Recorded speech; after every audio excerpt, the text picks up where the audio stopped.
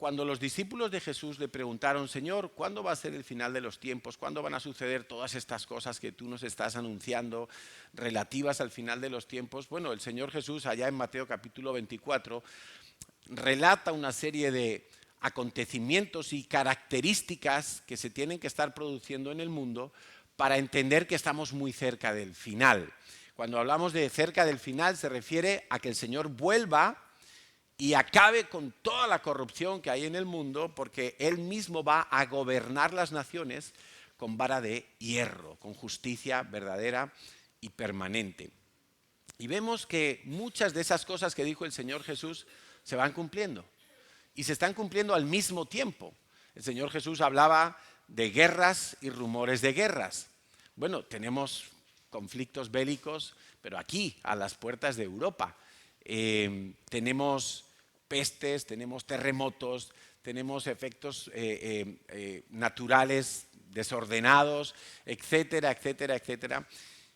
Y vemos que se van cumpliendo. Una de las cosas que está profetizada que tenía que ocurrir, que el Señor me llevaba a ver y entender en estos días, está en Isaías 49. Bueno, en Ezequiel 38 también se nos habla del valle de los huesos secos, que evidentemente se refiere a Israel. Y hemos visto cómo en 1948 Israel, como nación moderna y actual, como Estado autónomo y soberano, pues resurge de las cenizas después de siglos de haber estado desaparecido. Además ocurrió un fenómeno, y es que todas las tribus de Israel se dispersaron por el mundo, de manera que lo que el mundo entero conoce como Palestina, que Dios nunca le llamó Palestina, sino que ese es un nombre inventado por los británicos para denominar aquella zona, esa es la tierra de Canaán, que fue la tierra que Dios le concedió a Israel. Y lo que Dios hace, el hombre no lo puede deshacer, ¿verdad? Por más empeño que ponga.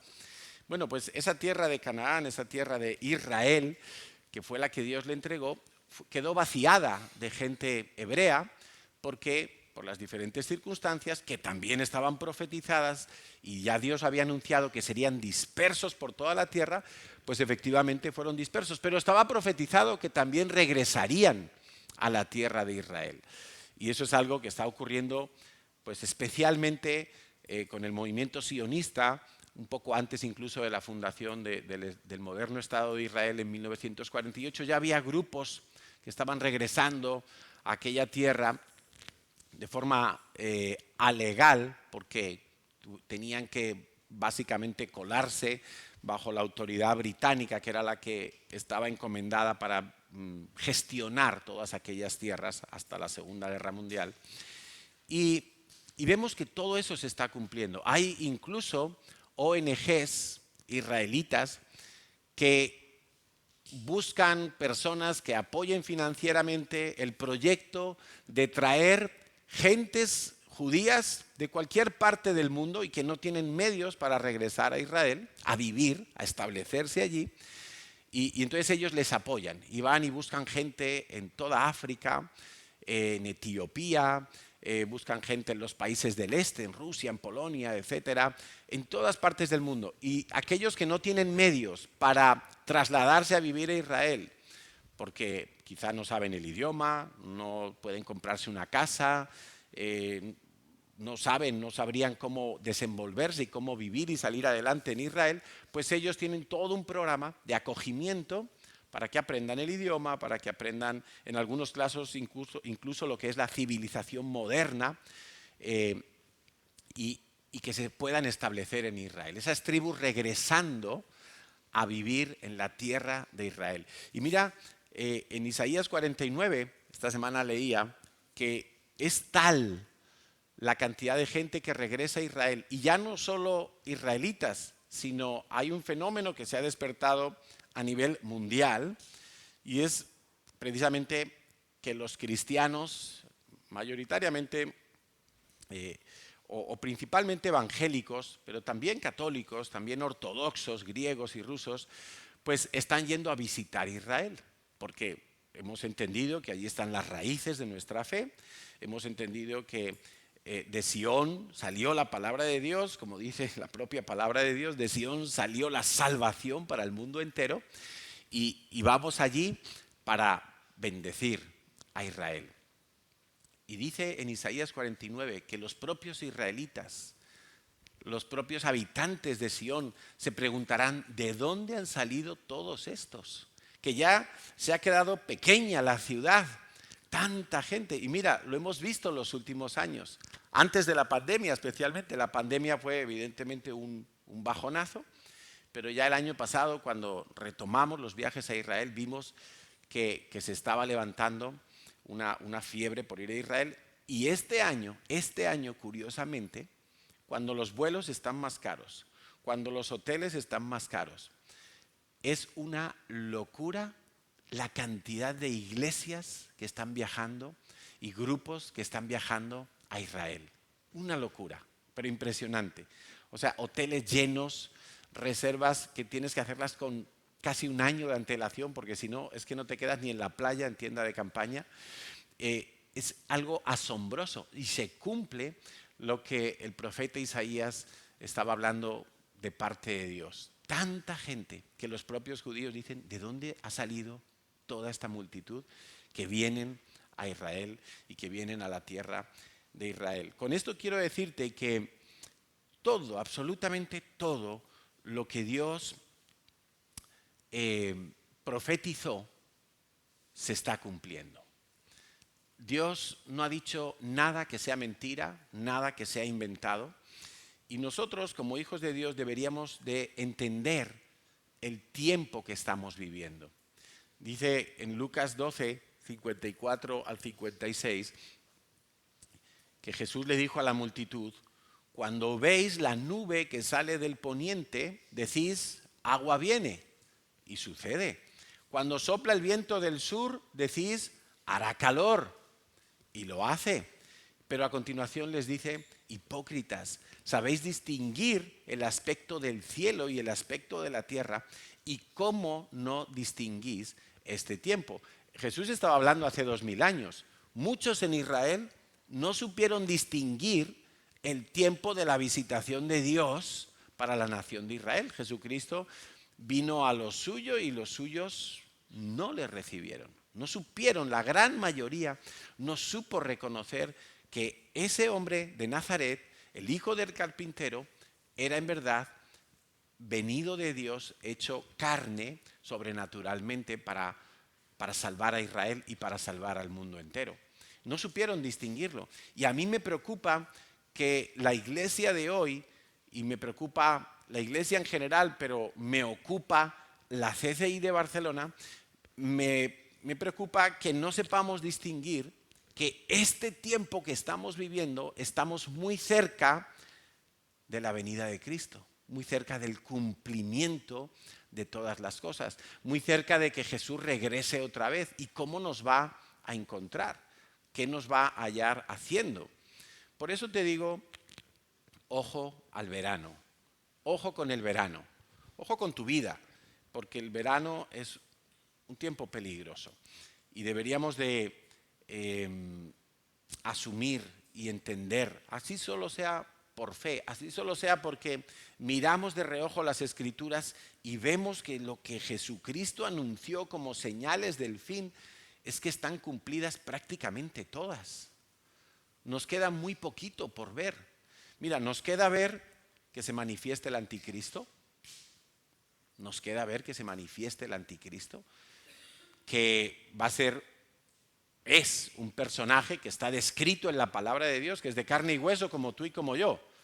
No tiene nada especial en ese sentido. No es venido del cielo, es nacido de hombre y de mujer y va a ser un personaje con dotes políticas evidentes, con dotes carismáticas para llamar la atención de judíos, de musulmanes, de occidentales, de todo tipo de naciones y de gentes de toda la tierra.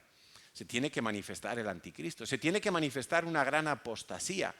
Ahora, hay una apostasía social evidente en todo el mundo, que es la ideología de género, es una pérdida total de valores que llaman tradicionales o conservadores, pero que son los valores que han levantado la civilización.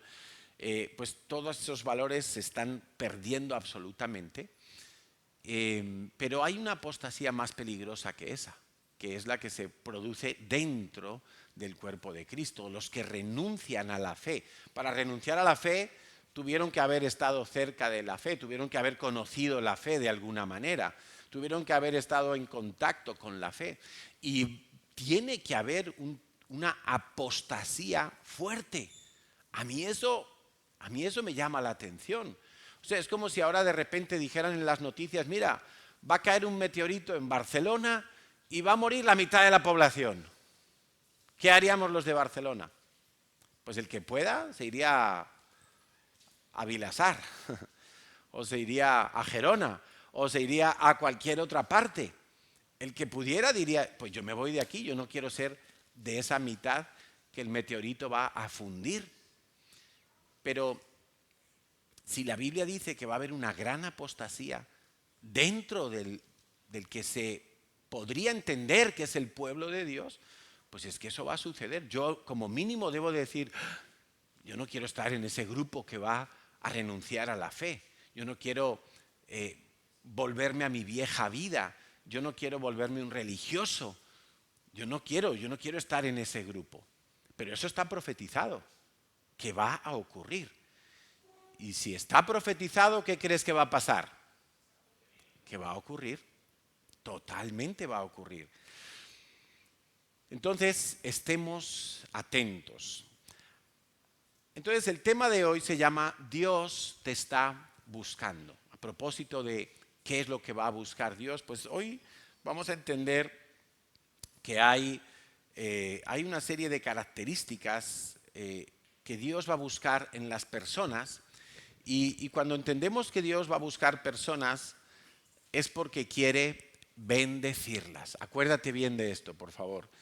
Dios pone delante de ti, Dios le dijo al pueblo de Israel, Deuteronomio capítulo 28, delante de ti pongo la bendición y delante de ti pongo la maldición. Dios dice, yo quiero bendecirte, quiero esto para ti, pero si tú no obedeces, irremediablemente te va a llegar la maldición. Pero lo que Dios quiere es bendecirte. Igual que Dios quería bendecir a Adán y Eva y que vivieran eternamente, porque ese era el diseño original, y que nunca tuvieran que morir físicamente y que nunca tuvieran que separarse de Dios espiritualmente, pero esa intención de Dios no sería perfecta si no hubiera la posibilidad contraria. Y entonces Dios le dice, mira, Adán y Eva, podéis comer de todos los árboles del huerto menos de uno. Podéis comer de los otros 99, pero hay uno que no podéis comer. Y ellos comieron de ese árbol. Entonces el plan de Dios era darles vida y darles vida eterna. Pero tenía que haber una posibilidad, una alternativa diferente. Si no, Dios habría creado robots, Dios habría creado inteligencia artificial.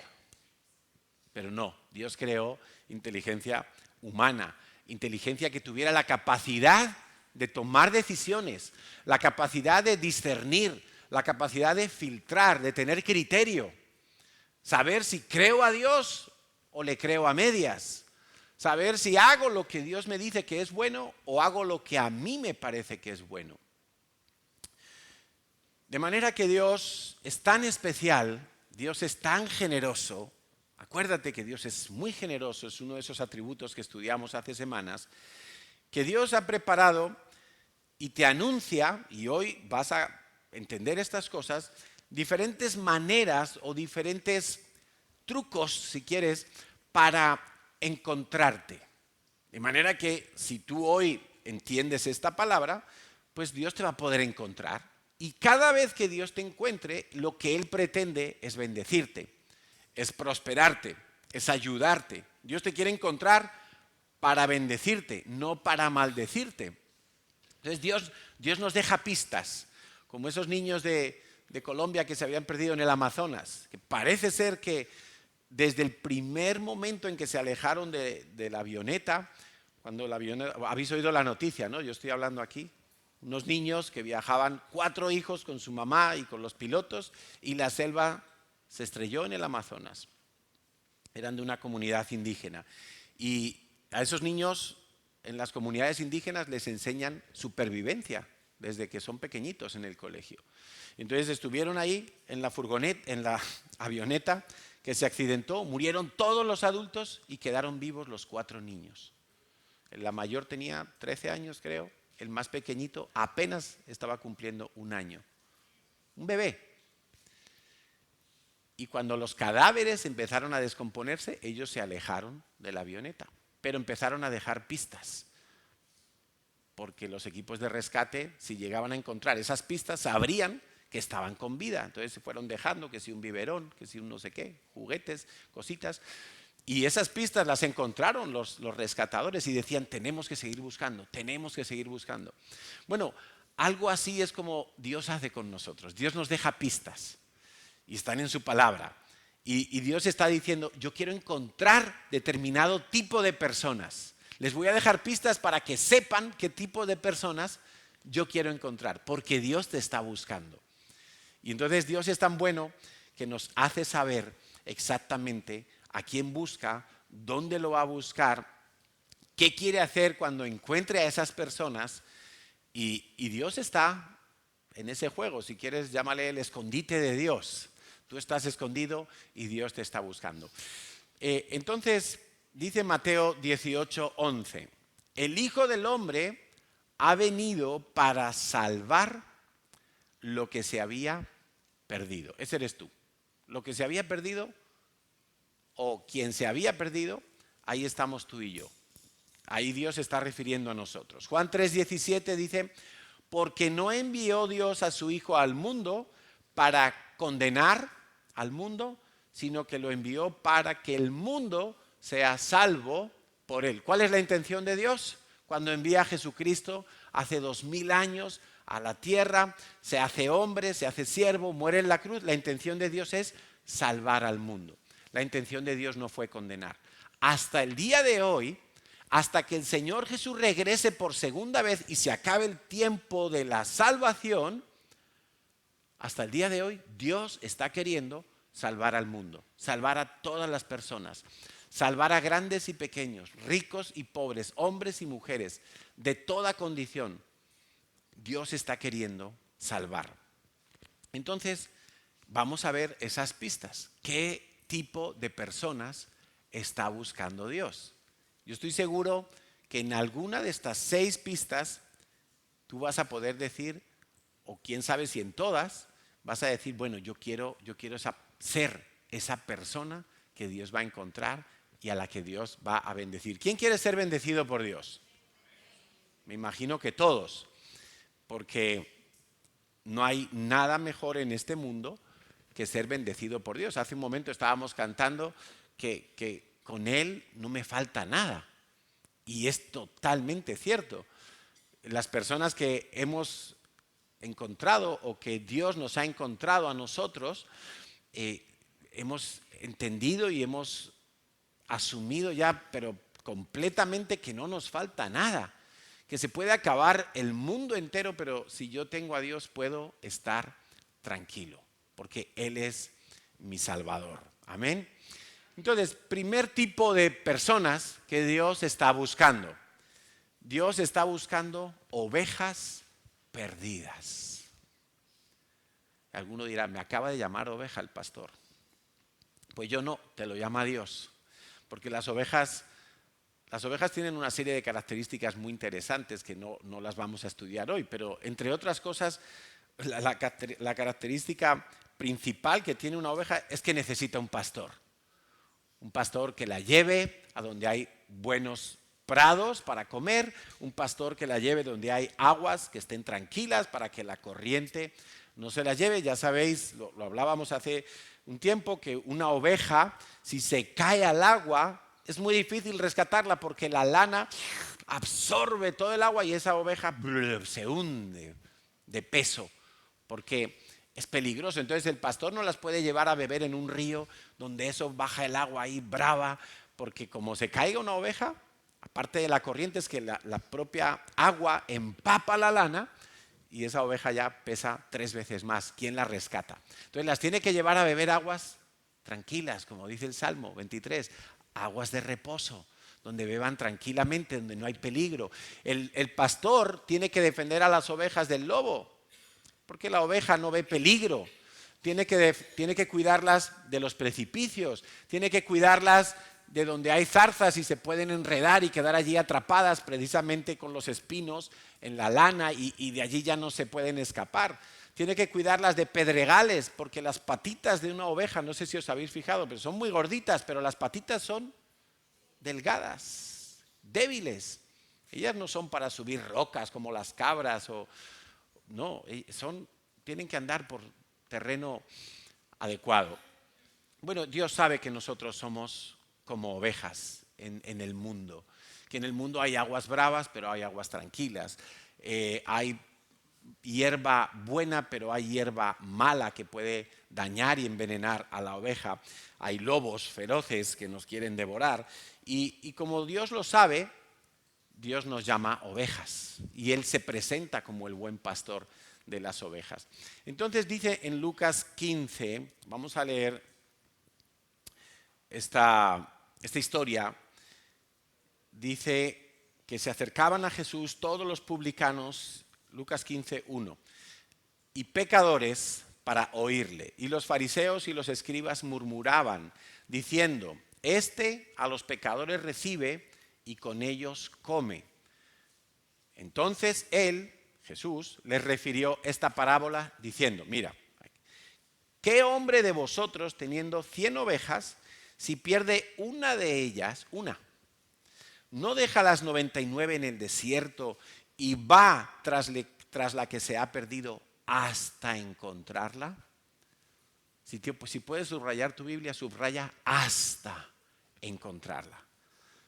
Mira, a mí cuando me compartían el Evangelio en la universidad, yo ya os he contado que vengo de un trasfondo católico, estuve desde los 6 hasta los 18 años en un colegio de curas, en un colegio del Opus Dei, donde me enseñaron la religión católica. Pero yo nunca me enamoré de Dios. Entonces cuando yo llego a la universidad, y yo había olvidado ya a Dios, de alguna manera pues yo estaba como los jóvenes de mi época, pues saliendo, bebiendo, tratando de divertirme y de vivir la vida de parranda, podríamos decir. Y yo me encuentro en la universidad un grupo de personas que me empiezan a hablar de Dios. Y digo, no, yo ya estoy de vuelta de todo eso. Yo llevo en un colegio religioso toda la vida. A mí ya no me hace falta que me hables de Dios. Yo todo eso lo conozco. Y me decían, no, pero yo no te hablo de una religión. Yo te estoy hablando de Jesucristo. ¿Tú has recibido a Jesucristo en tu corazón? Y yo, ¿qué? ¿Cómo qué? No, yo he comulgado muchas veces. Yo he rezado el Padre Nuestro, yo he hecho muchas cosas. Ya, pero has recibido a Cristo en tu corazón. Tú has nacido de nuevo. Digo, a mí nunca me han dicho eso. Y yo, durante meses... Yo siempre explico en mi testimonio que yo me convertía en torero.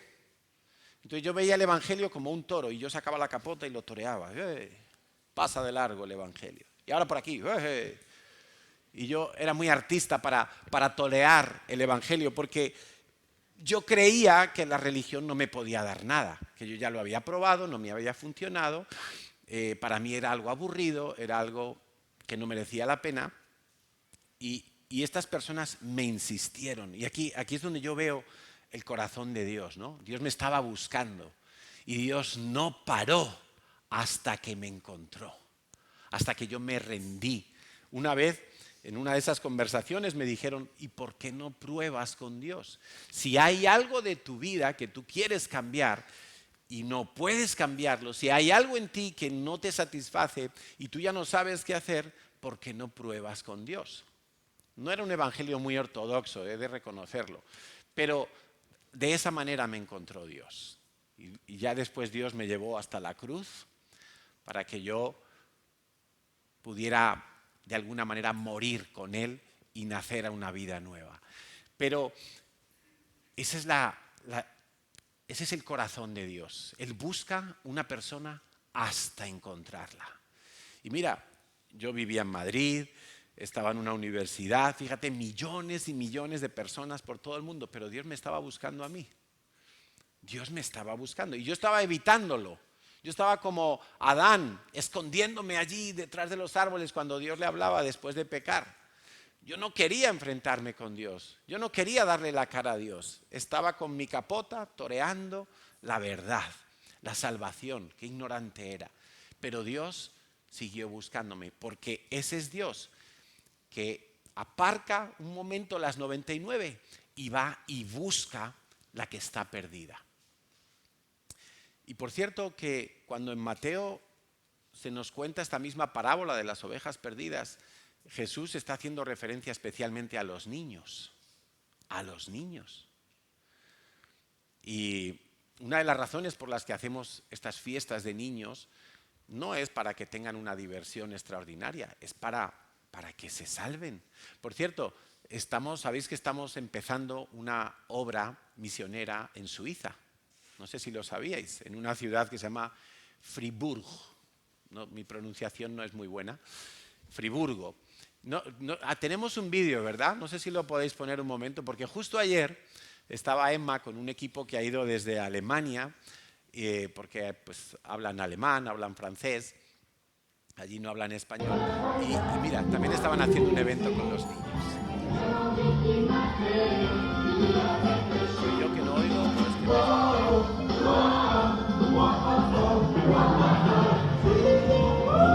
Ahí está Juan Arroyo, por ahí está Gerson, ellos son de Alemania. Ahí está Emma, que es la que está grabando. El dinosaurio, no sé quién es. Eddie, creo que es Eddie. Bueno, ahí estaban, porque nos han regalado una ONG, ¿qué os parece? Nos han regalado una ONG que se dedica a ayudar y favorecer un poco a niños pues que tienen malas condiciones allí en Suiza, que también los hay, quién diría, ¿no? Pero también los hay.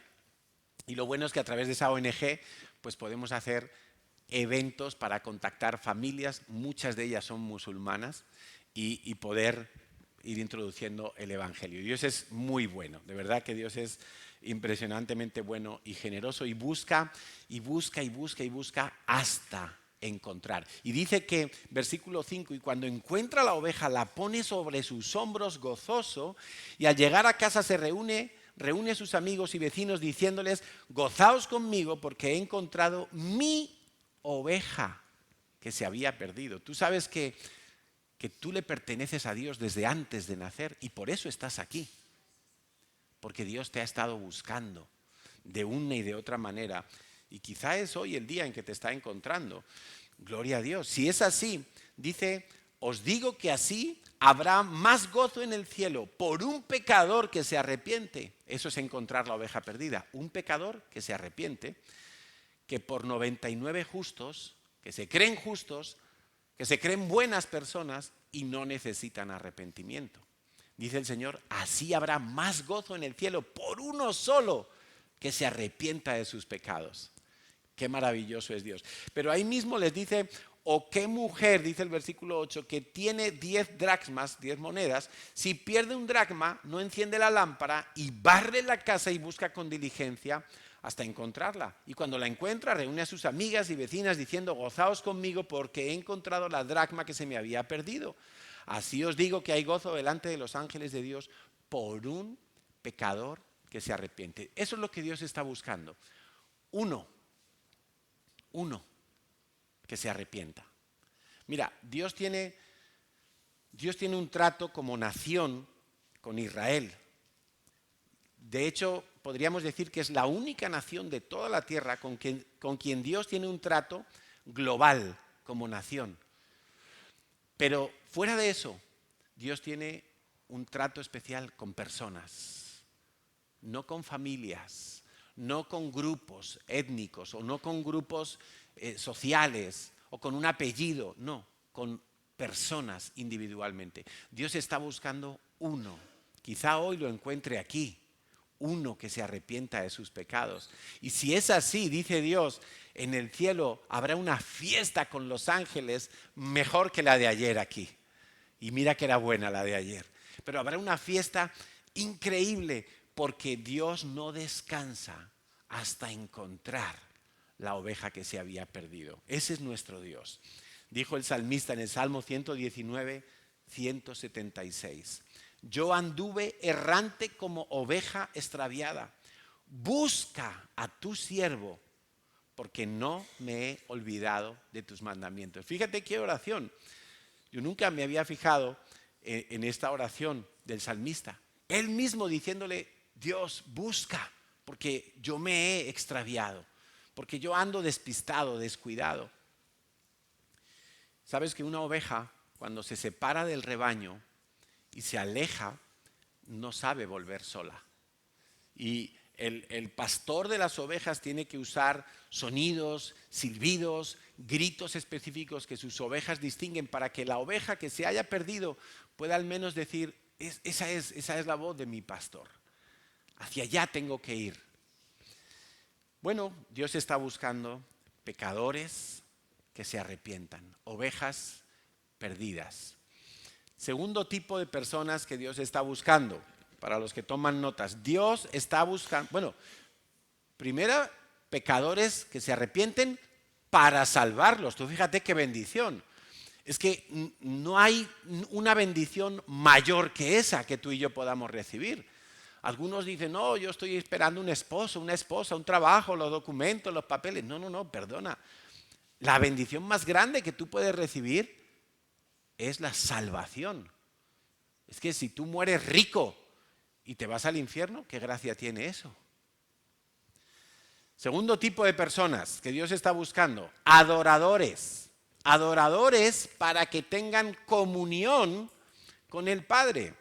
Dice Juan 4:23, está hablando Jesús con la mujer samaritana, todos conocemos ese episodio.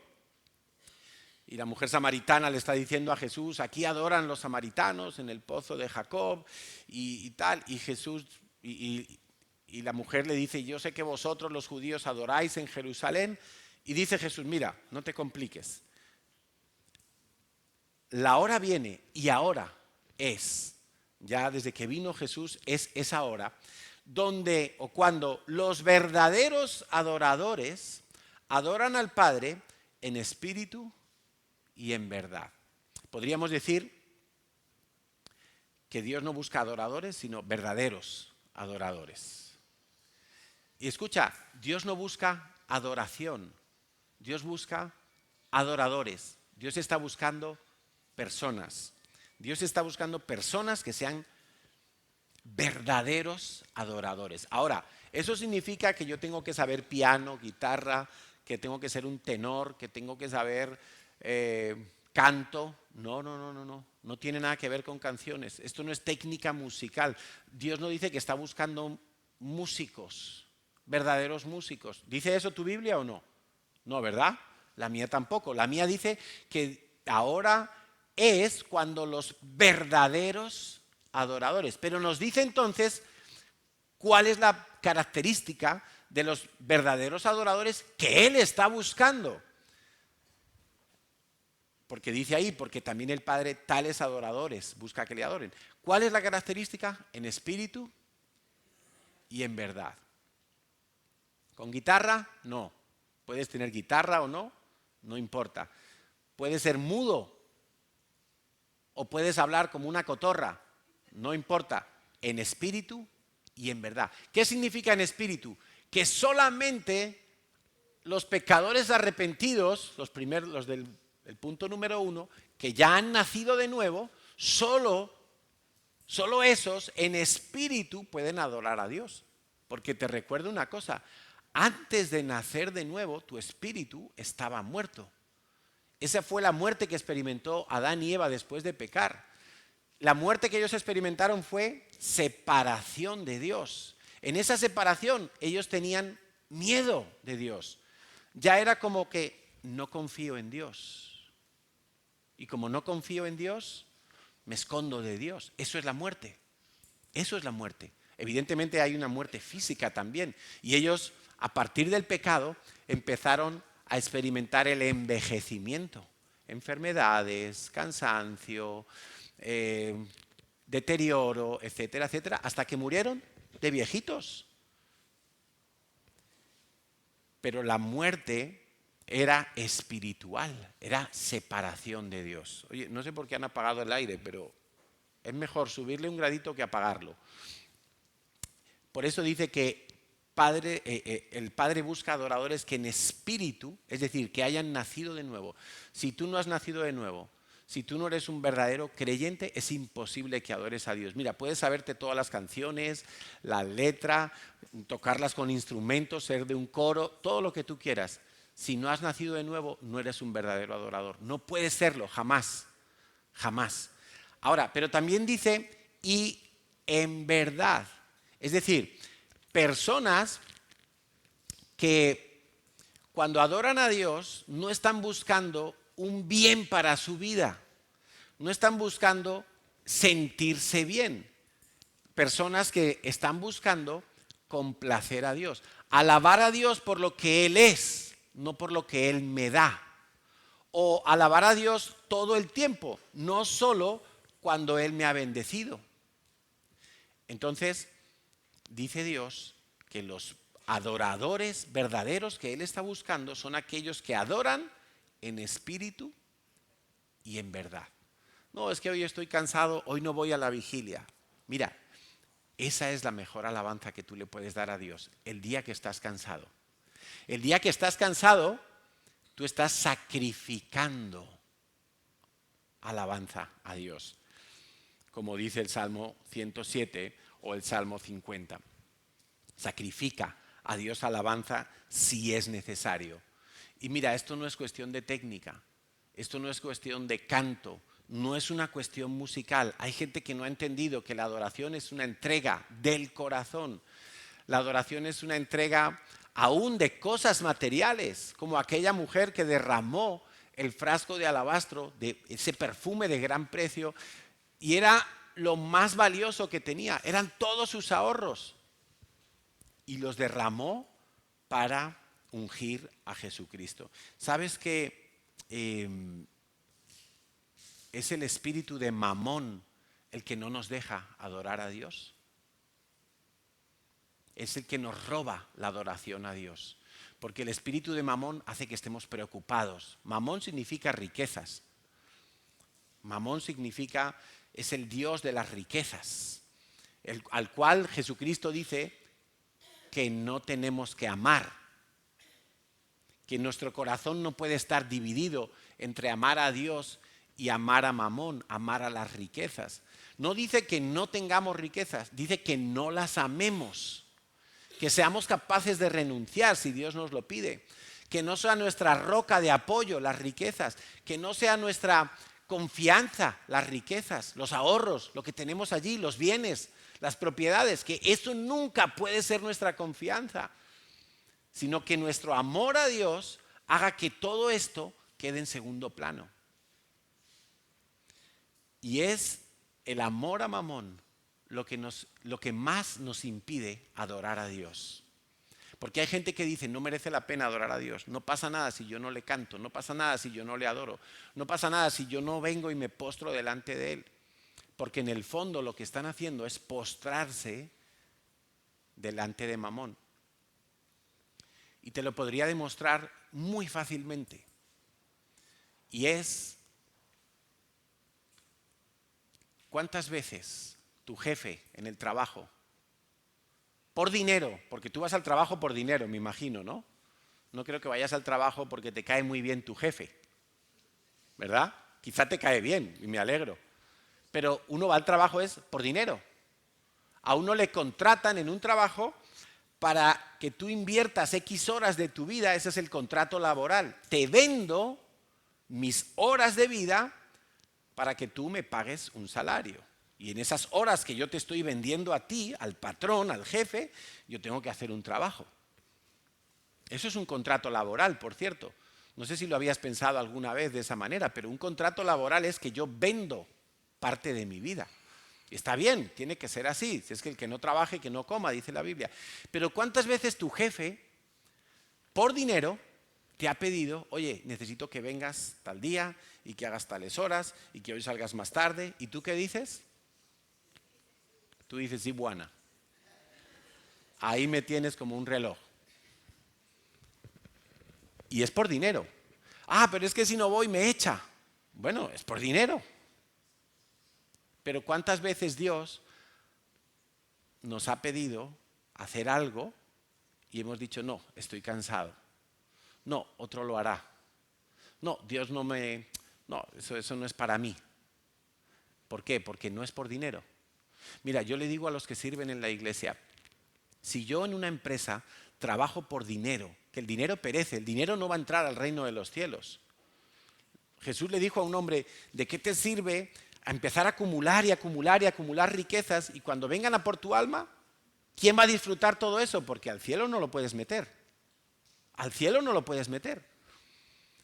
Y yo le digo a la gente que sirve en la iglesia, mira, si por dinero nosotros somos capaces de madrugar, recorrer distancias, llegar a tiempo, callarnos y aceptar lo que diga el jefe, si por dinero nosotros somos capaces de hacer un trabajo en buenas condiciones, para el Señor, por gratitud, tiene que ser mucho mejor. Yo no puedo comparar mi servicio a Dios con mi trabajo. Mi servicio a Dios tiene que ser mejor todavía. Mejor todavía. Amén. Bueno, Dios está buscando entonces verdaderos adoradores. Tercer tipo de personas que Dios está buscando. Dios está buscando fieles administradores para poder bendecirles más. Entonces, Dios está buscando ovejas perdidas para salvarlas. Dios está buscando verdaderos adoradores para que tengan comunión con Dios. Y Dios está buscando fieles administradores para poder darles más. ¿Quién quiere tener más? Más revelación, más poder, más dinero, más sabiduría, más talentos, más dones. ¿Tú quieres tener más? Tú tienes que ser fiel administrador con lo que hoy cuentas, con lo que hoy tienes, porque si no, Dios no te puede dar más. Dios va buscando quiénes son los fieles y entonces a los fieles Dios les ensancha la capacidad. Tú antes eras un vaso, una jarra de 1 litro y tú eres fiel y Dios te convierte en una jarra de 5 litros. Porque Dios dice, este es fiel, le puedo dar más. Pero si con lo que tienes hoy no eres fiel, Dios dice, ¿para qué le voy a dar más? Si le he dado 1 litro y me ha desperdiciado la mitad, si le doy 5 litros, va a seguir aprovechando solo medio litro, va a desperdiciar 4,5. Y Dios no está para desperdicios. Dios no hace esas cosas. Entonces, tú encuentras en la palabra de Dios, por ejemplo, la parábola de los talentos, en Mateo capítulo 25. Mateo capítulo 25, evidentemente viene después de Mateo capítulo 24, pero en Mateo 24 es cuando nos habla de todas esas señales del fin. Y justo a continuación Dios empieza a hablar la parábola de las vírgenes, Dios empieza a hablar de los que son fieles, la parábola de los talentos, al que le dio 5, al que le dio 2, al que le dio 1. Y en esas enseñanzas vemos que Dios se fija en los que fueron fieles. Y en los que fueron fieles, Dios les aumentó la capacidad. Eso es matemáticas del cielo, ¿vale? Si tú quieres que Dios te dé más, tú tienes que ser fiel con lo que tienes.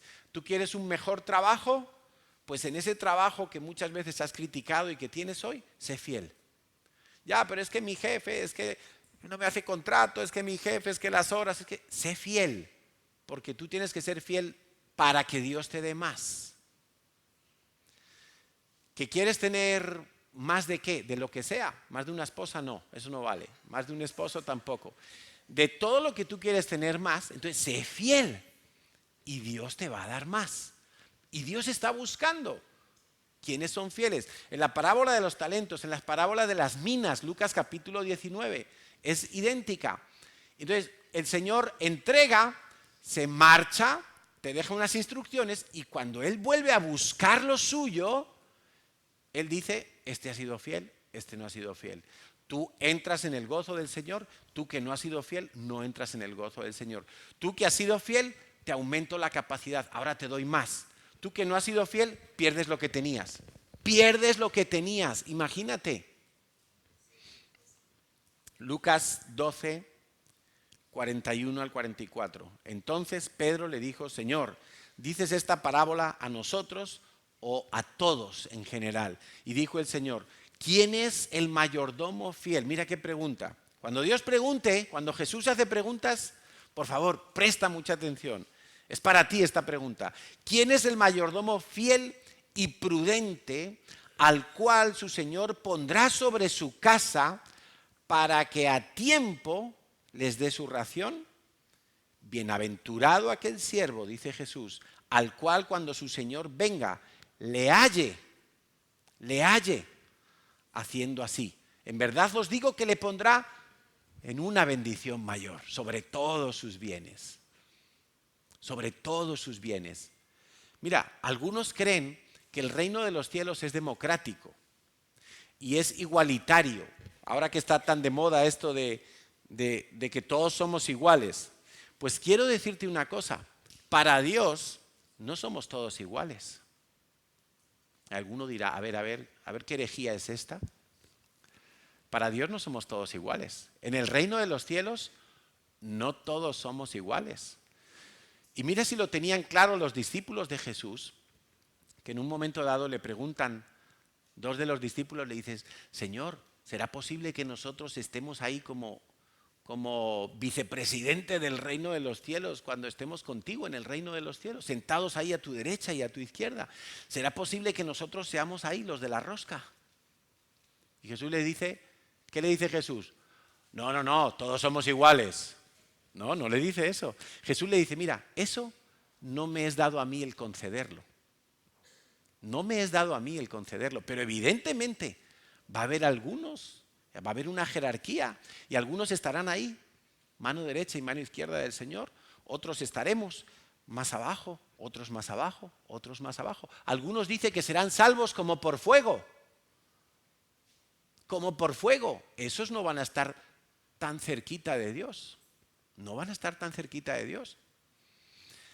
En el reino de los cielos no todos somos iguales. Ahora, sí es verdad que somos iguales en cuanto a la oportunidad de salvación, en cuanto a recibir la misericordia de Dios, en cuanto a que el sol sale sobre justos e injustos, por supuesto que sí.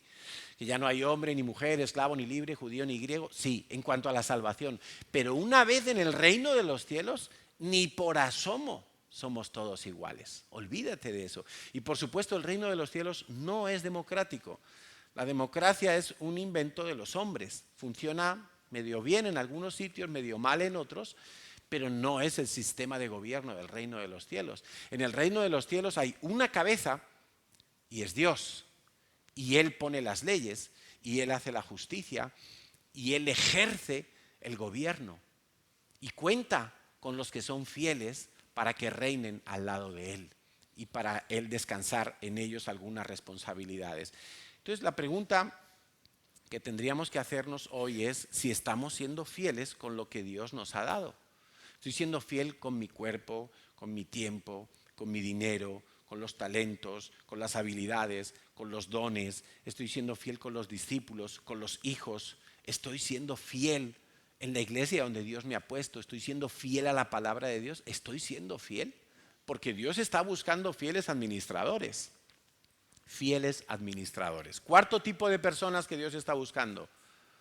Llevo 53 minutos, ya me voy a pasar de mi tiempo. Personas obedientes. ¿Obedientes para qué? ¿Por qué Dios está buscando personas obedientes? Hemos dicho que Dios busca personas para bendecirlas. En este caso, Dios está buscando personas obedientes para revelarles sus planes y que sean parte de sus planes. En Hechos 13, versículo 22, está predicando Pablo y Bernabé, creo que era el otro, y están hablando del tiempo antiguo de Israel y dicen, cuando Dios quitó a Saúl, les levantó por rey a David, de quien dio también testimonio diciendo, he hallado, escucha, he hallado, porque lo estaba buscando. Cuando Saúl empezó a fallar y a desobedecer, que ese fue el pecado de Saúl, Dios enseguida empezó a buscar quién iba a ser el siguiente rey. Y Dios empezó a buscar.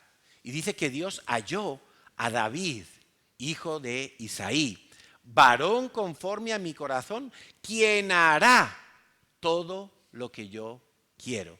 Dios no buscó entre las tribus de Israel a alguien que fuera súper inteligente, que tuviera 20 títulos universitarios, no buscó a alguien que fuera alcalde de su pueblo para ponerlo como rey de Israel. Dios no estaba buscando eso. Dios estaba buscando, y lo halló en David, una persona que haría todo lo que Dios quería. Es decir, que Dios está buscando que tú seas ese tipo de persona que hace lo que Dios quiere, no lo que a ti te apetezca. Si tú eres de los que yo hago lo que quiero, entonces Dios no te va a encontrar. Ahora, si tú eres de los que dice, Dios, ¿qué hay que hacer? Que yo lo quiero hacer. Yo quiero ser parte de la solución. Yo quiero hacer tu voluntad.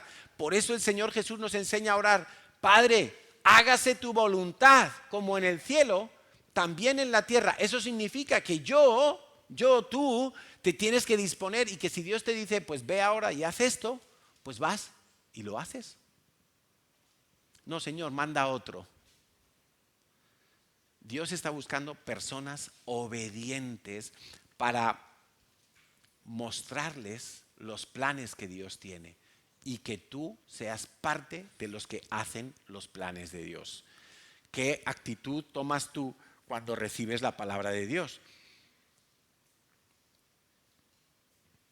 ¿Qué actitud tomas tú cuando recibes la palabra de Dios? Cuando tú te sientas a leer la Biblia, tú te sientas a leer la Biblia entendiendo que es Dios dándote instrucciones, o tú crees que la Biblia es un libro de información, de cultura, de mandamientos, de ordenanzas, y ya así un poco como que si me va bien lo cojo, si no me va bien no lo cojo.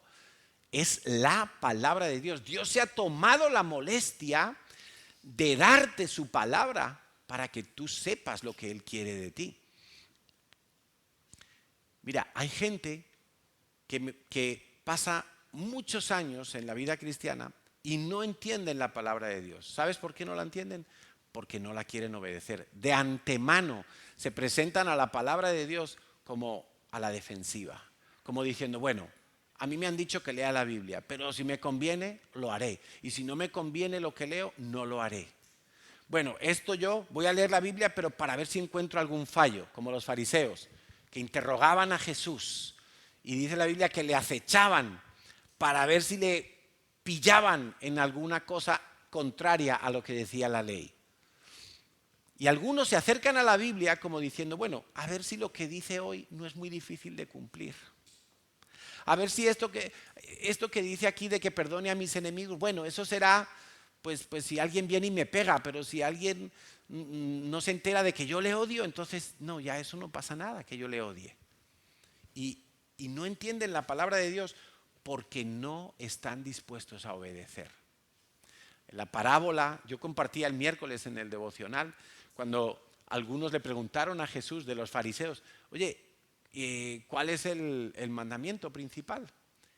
Pues es amar a Dios por sobre todas las cosas y ama a tu prójimo como a ti mismo. Y llega un fariseo y le pregunta, ¿y quién es mi prójimo? ¿Sabes por qué?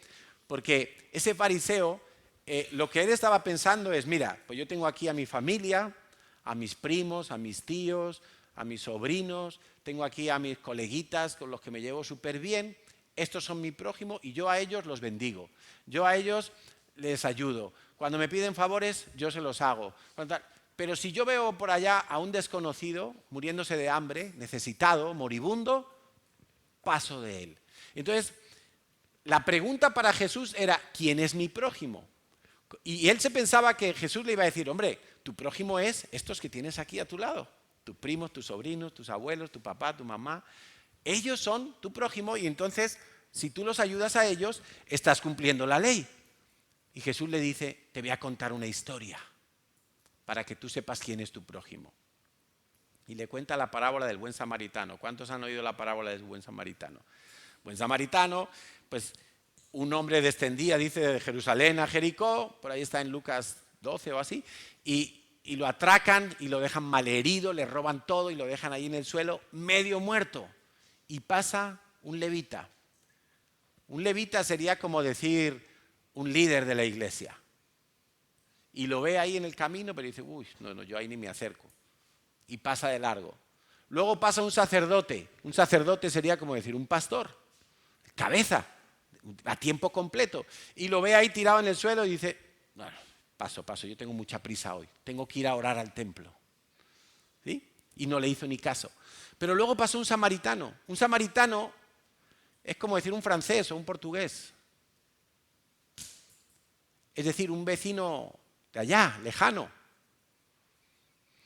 Y cuando lo ve, es movido a misericordia y lo coge, le venda las heridas, lo carga en su burro, lo lleva a la posada, le dice, oye, atiéndelo aquí, le das de comer todos los días, cuando haya recuperado las fuerzas, pues ya que se vaya, y todo lo que él consuma, yo lo voy a pagar. Yo paso por aquí dentro de una semana y pago la cuenta.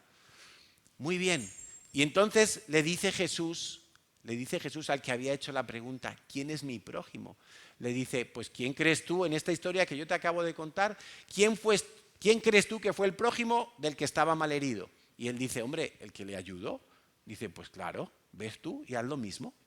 No le hagas solamente el favor a tus coleguitas y a tus amiguitos y a tu grupito y a tu familia. Ve tú y ayuda a todo el que pase por tu vida y tenga necesidad.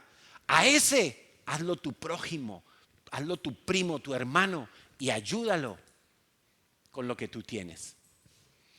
Pero claro, ellos querían obedecer la palabra de Dios a su manera, a su conveniencia.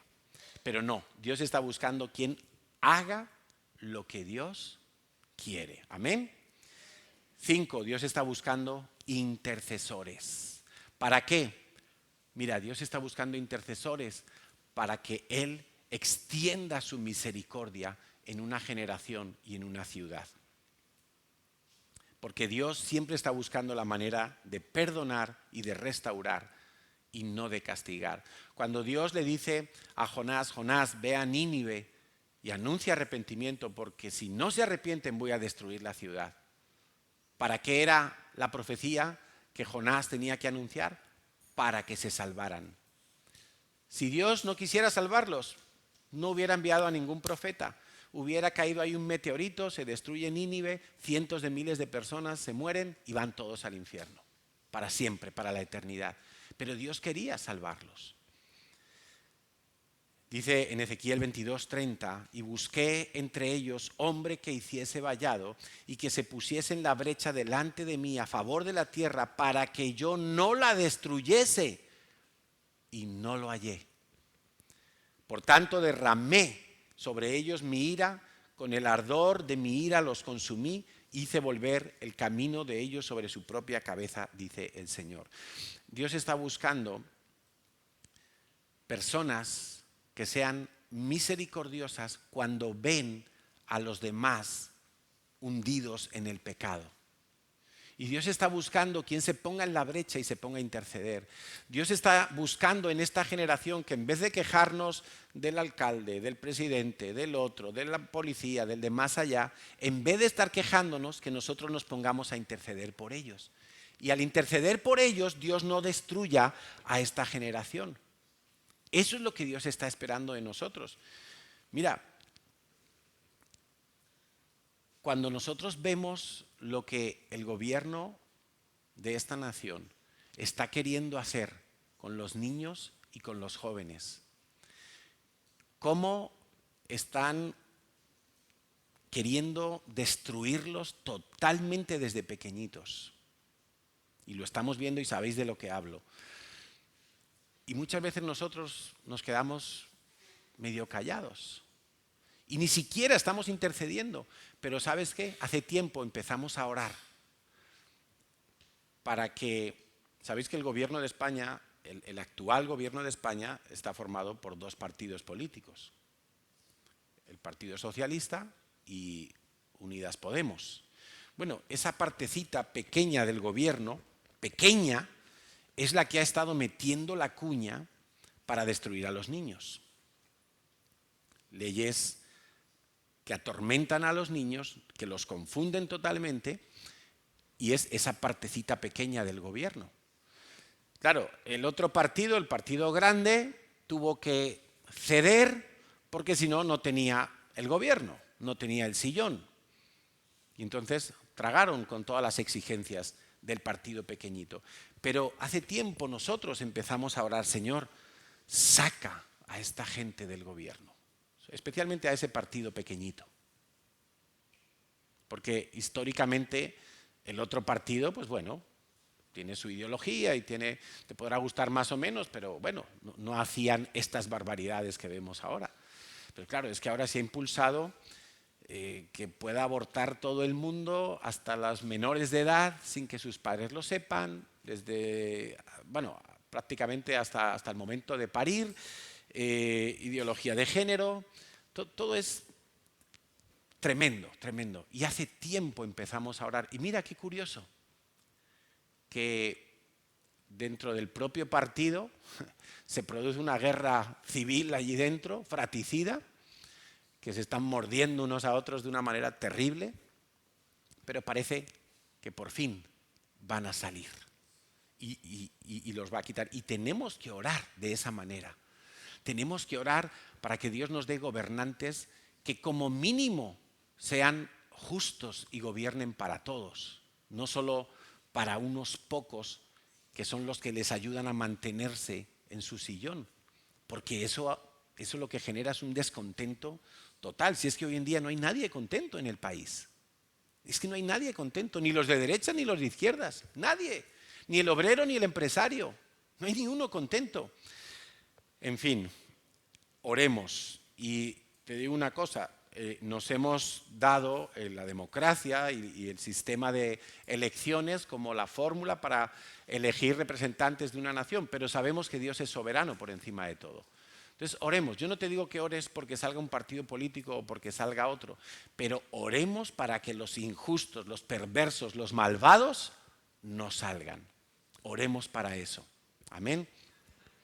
Y es nuestra responsabilidad. Y Dios va a estar buscando quién se pone en la brecha y quién se pone a orar y quién se pone a interceder para que Dios no destruya a esta generación. Porque por el pecado de nuestros gobernantes se puede destruir una nación entera.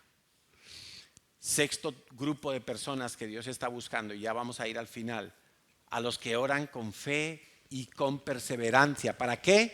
Para que Dios les haga justicia. Mira, a veces nos desanimamos al orar, y esta no es una predicación para animarnos a orar, pero sí quiero que sepas que Dios está buscando personas que oran continuamente, que oran todo el tiempo. Y se nos cuenta de aquella mujer viuda que iba todos los días ante el juez y le decía, oye, hazme justicia porque me están tratando mal estos. Y el juez, que era injusto, ese juez que era injusto, dice el Señor Jesús, que solo por quitársela de encima le hizo caso.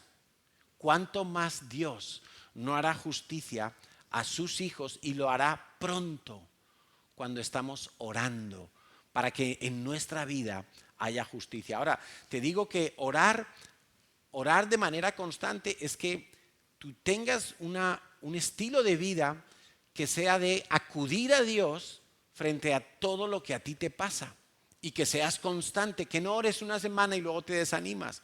Mira, empezó el grupo de oración en la pandemia y hoy en día quedan muy poquitos porque ya muchos se desanimaron y no han sido constantes.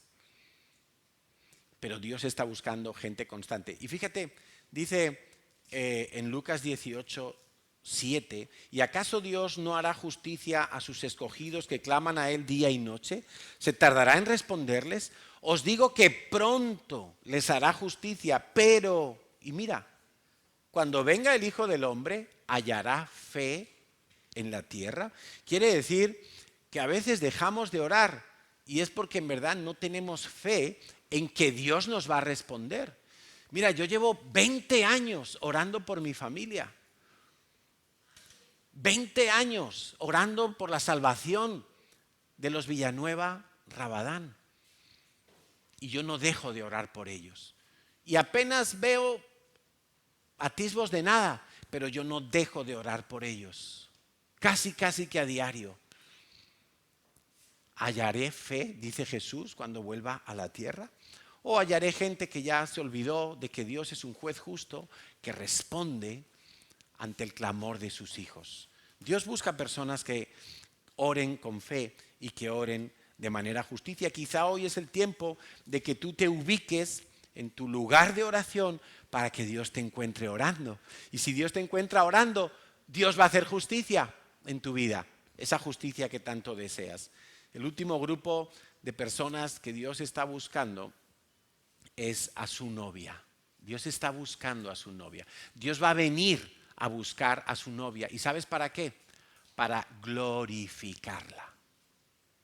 Dios, Jesús, va a venir a buscar a su esposa para glorificarla. Mira, nosotros ya hemos sido lavados por la sangre de Jesús, hemos sido justificados por el sacrificio de Jesucristo, hemos sido renovados, hemos sido regenerados en el nuevo nacimiento. Todos los días somos renovados por el Espíritu Santo, pero falta una cosa, y es que seamos glorificados. Que seamos glorificados quiere decir que nosotros estemos en la misma gloria en la que está Jesús ahora mismo. En Apocalipsis se nos describe cómo es esa gloria. Es una gloria rodeada de alabanza, rodeada de honra, rodeada de reverencia. Es una gloria donde allí no hay enfermedad, allí no hay muerte, allí no hay oscuridad, allí no hay nada. Ese es el futuro que nos está deparado a nosotros. Lo más importante que te va a suceder de aquí en adelante es esperar ese momento donde Jesús viene a buscar a su novia, a su esposa, para estar para siempre con ella. Eso es lo que tú tienes que estar esperando. Y mira, dice en Juan 14, del 1 al 3, no se turbe vuestro corazón. ¿Creéis en Dios? Creed también en mí, está diciendo Jesús. En la casa de mi Padre muchas moradas hay. Si así no fuera, yo os lo hubiera dicho. Voy pues a preparar lugar para vosotros. Eso lo dijo hace 2000 años. Y si me fuere y os preparare lugar, vendré otra vez y os tomaré a mí mismo para que donde yo estoy, vosotros también estéis. Esa es la glorificación. Para que donde yo estoy, dice Jesús, vosotros también estéis. En aquel lugar, el león estará con el cordero. Dios enjugará nuestras lágrimas con sus dedos. No habrá llanto, no habrá dolor, no habrá guerras, no habrá injusticia. Ese es el estado de gloria donde Dios quiere llevarnos. Y cuando Él venga, va a venir a buscar a su novia. Esa es la que se va a llevar, esa es la que va a sacar en el arrebatamiento y es la que va a librar de la ira venidera para tenerla en gloria con Él allí en el cielo.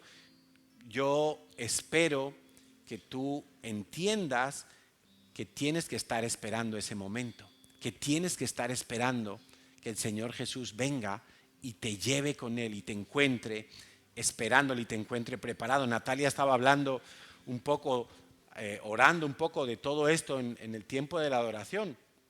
Dice en Apocalipsis 19:7, gocémonos y alegrémonos y démosle gloria porque han llegado las bodas del Cordero y su esposa se ha preparado. Dios va a venir a buscar una esposa que se ha preparado. No una esposa que se ha descuidado, que se ha desorientado, que ya no tiene anotada la fecha, que no sabe. No. Dios va a venir a buscar una esposa que se ha preparado. Te estás preparando para la venida del Señor, para ese regalo impagable de estar con Él en su presencia. Eso es lo que tú tienes que estar preparándote, no otra cosa.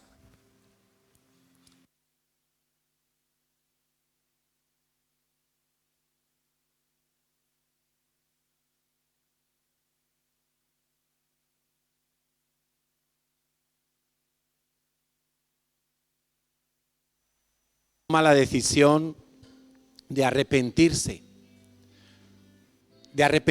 para estar en el lugar donde Dios viene a buscar a un pecador que se arrepiente. Y si tú estás en ese lugar, es porque Dios te quiere salvar y te va a salvar.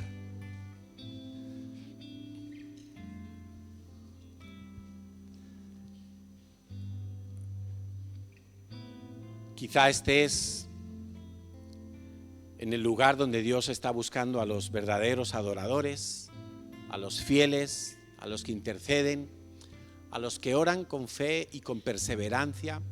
Quizá estás en el lugar de la novia, donde Jesús va a venir a buscar su novia, su esposa. Y si es así, Dios te va a encontrar. Y te va a encontrar para darte la bendición correspondiente. Porque Dios hasta el día de hoy, Él sigue buscando. Pero quiero decirte algo más. Es que el diablo también anda buscando. Ya lo sabes, ¿verdad?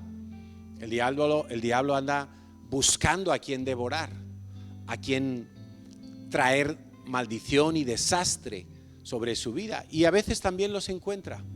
A veces los encuentra incluso de entre los hijos de Dios, porque esos hijos de Dios no se ubicaron en el lugar adecuado donde Dios los iba a encontrar, sino que están por otros lugares. Están haciendo otras cosas, están viviendo de otra manera, y por eso el diablo los encuentra también. Ahora, si tú estás en los lugares donde Dios va a buscar, allí nunca te va a poder encontrar el diablo. Nunca. Allí vas a estar a refugio. Allí vas a estar, como dice Primera de Pedro, bajo la poderosa mano de Dios, guardado por Él, a la sombra, al abrigo del Altísimo.